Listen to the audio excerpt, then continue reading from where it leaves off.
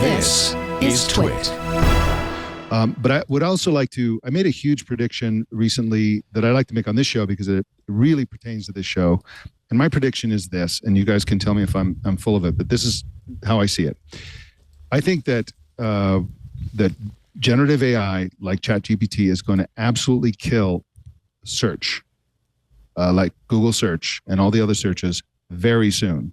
And here's why. You have actually a Substack article on this. Yes, exactly. Yeah. The reason is not because it's going to give better answers. The reason is that it's very trivial to build it into other things. So we're going to have ChatGPT in Google Docs. It's going to be in this app and that app and that. It's going to be literally everywhere. And every time you're doing anything in a, email, whatever, the generative AI will be right there with you as a partner to help you craft the words and all that stuff. It's not that search is a problem for finding information. It's that the act of going to a site to look for information people will stop doing that. Young people will stop doing that. Us old people will keep doing it. And then when we're all dead, it's just the kids with the AI. Like no one goes to a card catalog anymore, right? You just type something into search. You're saying that instead of going to search, it becomes the card catalog and it'll just be right there. And you're just like, oh, assistant, I'm writing a sales report and I'm pulling in numbers. Yeah. When I wrote this piece, I don't know, a week ago or less, I said that I pointed out that there were more than 1,500 tools that already integrate generative AI. I just looked, now there's more than 1,700. So 200 in the last week. Jeez. And that the place where I'm looking is not a comprehensive site, but you should check it out. It's called There's an AI for that.com. And it's just all the stuff with AI in it. And so it's just going to be everywhere. Like I'm telling you, by this summer. So I think then we have to, as people who are observing this industry, we need to be looking at a couple things. One is the source materials, the training data that they're using, right? You need to understand where the biases are. I think you also need to understand how do you bring in new models? And we talked about this way back with Stable Diffusion and Midjourney and all those, in the idea of if you train everything on existing stuff and then you get into this recursive using the same data, the same words all the time. So how do we shift language and shift content and keep original content coming in to keep these models evolving with us as people?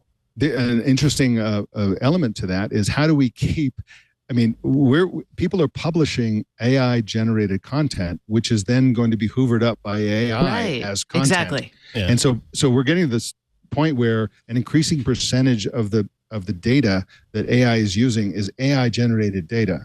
Right. How do you get the is it Ouroboros? How do you say the word? I don't know. We all know what we're talking about, right? Snake eating its own tail, Ouroboros. Yes. Yeah.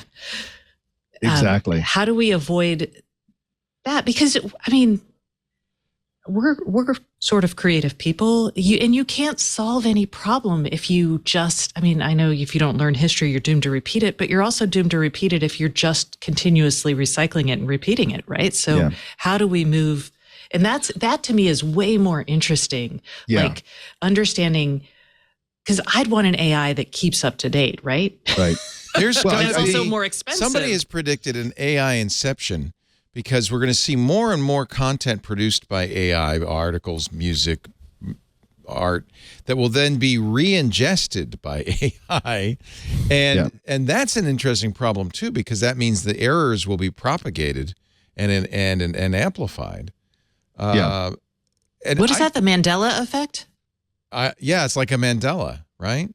There was a if I can do this, if I can remember this accurately, what if you found a painting and then had a time machine and went back in time and painted that painting, you copied it, and that was the painting that you found in the future? The painting. Who painted it? Yeah. We may get to weird problems like that in a very short order, but what's also going to happen is that people are going to be, one of the value adds that apps and applications are going to be using when they integrate generative AI is they're going to be doing a lot of the prompting for you. So, and you already see this with the apps that use ChatGPT. So we're going to get lots of variety. Just because people are pre-prompting it as the prompts that they offer, like drawanyone.ai and sites like that, are part of the product that they're offering. It's the value add that they add on top of ChatGPT. Yeah, but back to Stacey's point, I think it's going to go in both directions, because I think that a lot of what we read is going to get more and more banal, have more errors. It's going to be just people just at a massive scale pumping ChatGPT output into the internet, right? But at the same time, I think what's already happening, and I feel like it's already happening to me personally, humans are going to change their writing style and approach to writing as a reaction. So the best metaphor for that is photography.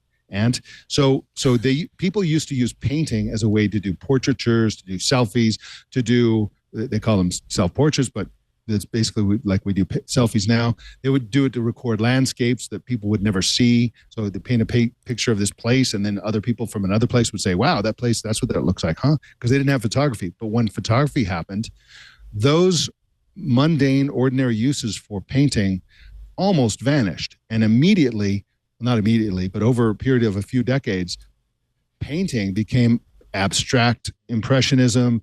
It became surrealism. It became all these other things. And that was a reaction to photography taking over the role of the more mundane, banal things that painting used to handle. So I think there's going to be a similar thing in writing. I think human writing is about to get way more human.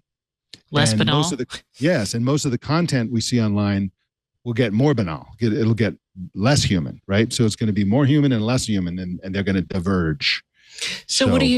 So as a pundit or a journalist, what do you think happens to writing that is designed for service or to inform? Not creative or literary or novels or whatever, but like the kind of writing that many of us do. Yeah, I mean, we already see a hint of it with ChatGPT output. It's really good, technically perfect language, almost always. But it's mediocre too, right? But it's wrong. But it's wrong. I mean, it's kind of average writing, and it's often wrong, or sometimes it's bad writing in the sense that the style is very boring, repetitive. It's not. It doesn't have a right tone. It doesn't have style. But perfect sentences, perfect punctuation usage, all that kind of stuff, all the boring stuff. It's really good at that kind of stuff. And I think we're going to see a lot of writing that falls in that category. Now, humans are not particularly good at that kind of stuff. When people are, what's interesting? Social media, blogs. Right now, the way they get the best AI voices is by taking a machine-generated voice and applying a human prosody style to it. I wonder if you'll be able to do writing prosody, apply that to perfect punctuation and grammar, but bland style. They already do that. They do it in the style. Yeah, you do it in the style of. You could say in the style of Stephen King or something. Yeah, but it's not good at it at all. It's not good at it yet. You can see the attempt, and you're like, that's really interesting. The Malcolm Gladwell one was quite good. Was it? He's easy to parody. That's why. Yeah, right. That's right. I mean, and I had a friend who did mine, and that was actually who trained. This was before ChatGPT. He just was doing it, but he trained something on my writing, and by God, it was really good. It was very much, it had the exclamation points, the excessive y'alls. I think they even and I love this, so the little asides. That might be where AI lies in the future. Certainly true about self-driving vehicles, right? By themselves, they're not good. With a human oversight, they can be very helpful. Maybe that's the model we're looking at, is a kind of man-machine symbiosis.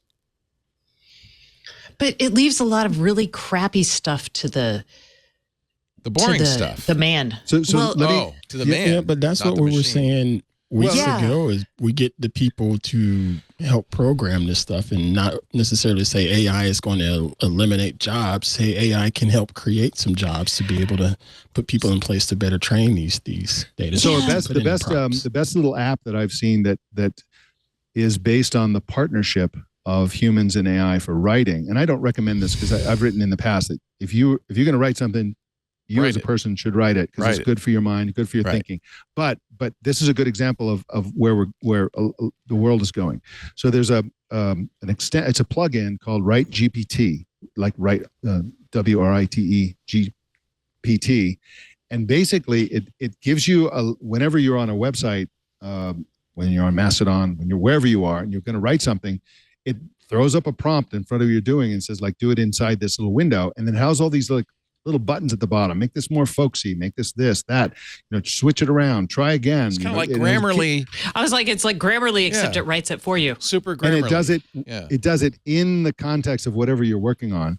It's quite interesting, and again, I don't recommend it because writing is really good for you. That's your own thoughts being reflected back to you, so you can refine and find out what you really think, so you can think for yourself, right? That's the big risk of all of this. But I would play with it because it's really, I think there's going to be a lot more of this sort of thing in the future.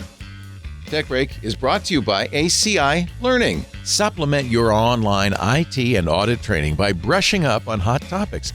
Join ACI Learning's IT Pro and audit subject matter experts in ACI Learning's webinar series. Catch it live or watch on demand at your convenience. Visit acilearning.com and give your IT team superpowers with ACI training.